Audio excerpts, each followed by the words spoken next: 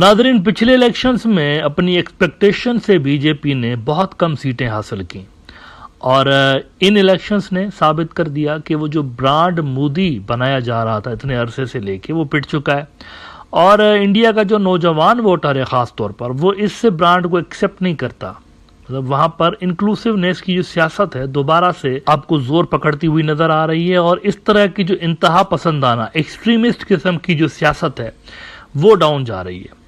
اب اس کے باوجود کہ بی جے پی نے ریکوائرڈ نمبرز میں سیٹیں حاصل نہیں کی، یعنی کہ وہ اپنے بلبوتے پہ گورنمنٹ نہیں بنا سکتے تھے، لیکن انہوں نے ایک کولیشن گورنمنٹ بنائی، لولی لنگڑی گورنمنٹ بنائی 3-4 پارٹیوں کو ساتھ ملا کے۔ البتہ برانڈ مودی اور بی جے پی کی ڈکلائن کا جو ایک سلسلہ چل پڑا ہے، یہ رکنے کا نام نہیں لے رہا۔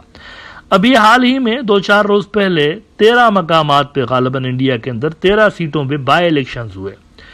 اور 13 سیٹوں میں سے 10 سیٹوں کے اوپر مودی کا جو اپوننٹ گروپ ہے انڈیا الائنس، وہ جیت گئے،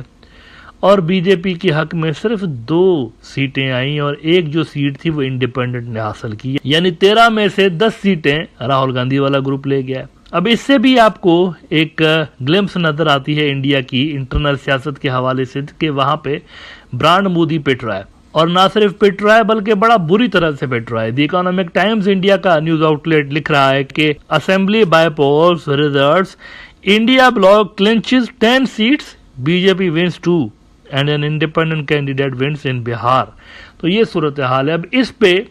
بی جے پی کے جو ناراض رہنما ہیں وہ اور زیادہ چڑچڑے ہوتے ہوئے نظر آ رہے ہیں، اور وہ کہتے ہیں کہ فوری طور پر مودی صاحب کو اگر نہ ہٹایا گیا بی جے پی کی لیڈرشپ سے، تو be J P us level پر جا کر گرے گی کہ ریوائول مشکل ہو جائے گا۔ سبرامنیم سوامی صاحب کہتے ہیں کہ if we in BJP want to see our party sink like the Titanic ship, then Modi is the best command. By-election results show BJP is cranking up to sink forever. ہمیشہ کے لیے be J پی دبردوس ہونے جا رہی ہے۔ یہ خود ان کے اپنے لوگ کہہ رہے ہیں کہ دیکھیں نا، 13 میں سے 10 سیٹیں اگر ہمارے اپوننٹس جیت گئے ہیں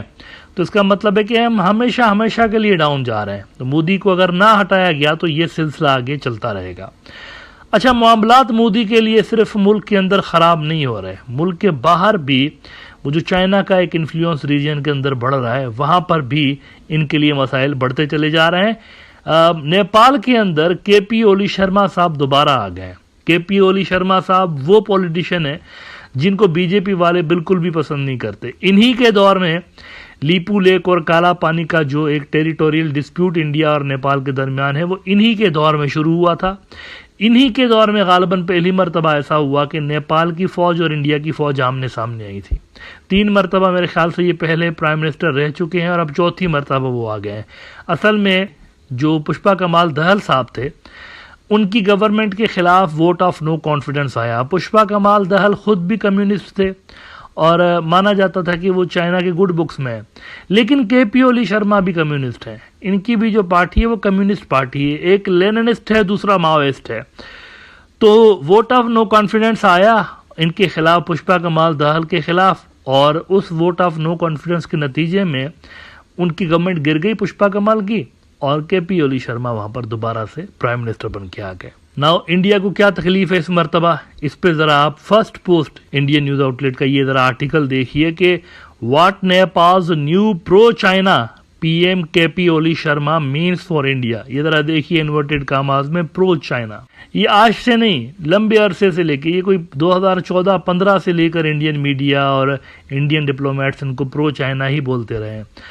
کہتے ہیں کہ let's take a closer look, Oli is set to be pro China as per the Times of India. New dailies main وری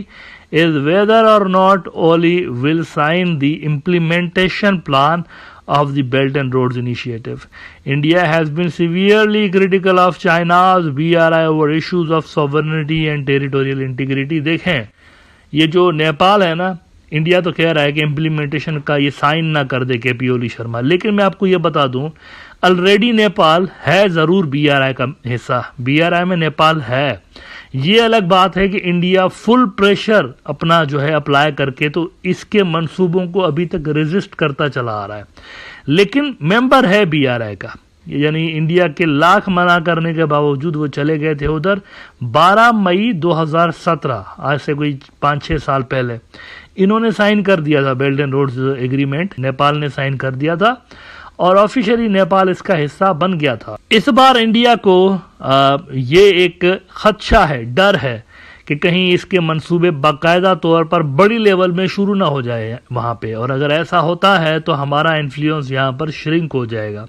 اور بری طرح سے شرنک ہو جائے گا، اور یہ ایک اور مسئلہ پیدا ہوگا مودی صاحب کے لیے۔ آلریڈی بی جے پی کے اوپر ان کی فیلڈ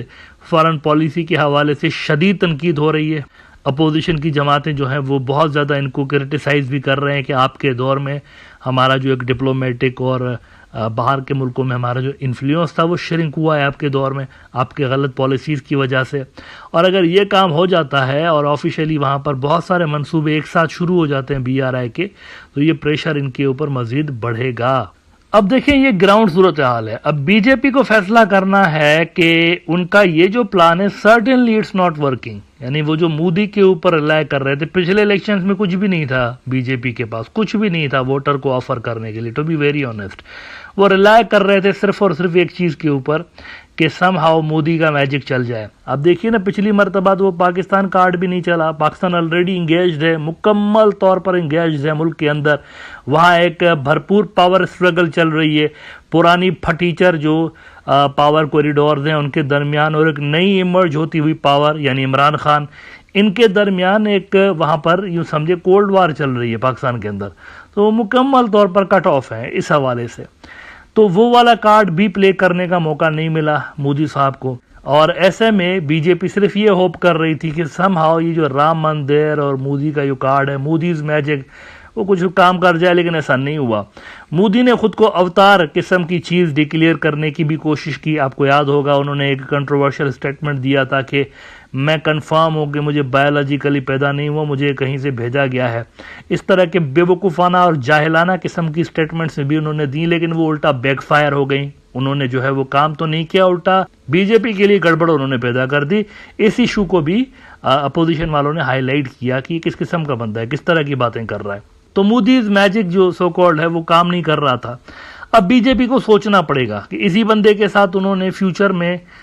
کیری آن کرنا ہے، جو کہ کلیئرلی کام نہیں کر رہا، اور جو کہ اب بائی پولز میں بھی نظر آ رہا ہے کہ ان کا گراف اتنا ڈاؤن ہو گیا ہے کہ آسانی کے ساتھ وہ جو اپوزیشن والے ہیں وہ سیٹیں جیتتے چلے جاتے ہیں۔ اب بی جے پی کو ڈیسائیڈ کرنا ہے کہ ان کو اڈوانی صاحب کی طرح ان کو ٹریٹ کرنا ہے، جیسے اڈوانی صاحب ایل کے اڈوانی ایک زمانے میں بی جے پی کی ٹاپ شخصیت ہوا کرتے تھے، لیکن مودی کے ایمرج ہوتے ہی ان کو سائیڈ لائن کر دیا گیا تھا۔ تو بی جے پی کو ڈیسائیڈ کرنا ہے کہ ان کو اڈوانی بنانا ہے یا ابھی بھی ان کو کیری آن کرنا ہے، سم ہاؤ ان کے ہی ہاتھ میں پاور رکھنا ہے۔ اگر ان کے ہاتھ میں پاور رکھیں گے تو سوامی صاحب کی وہ آپ بات یاد رکھیے گا کہ ہم ایک ایسا ٹائٹینک بن چکے ہیں جو آہستہ آہستہ ہمیشہ کے لیے سنک ہوتا چلا جا رہا ہے۔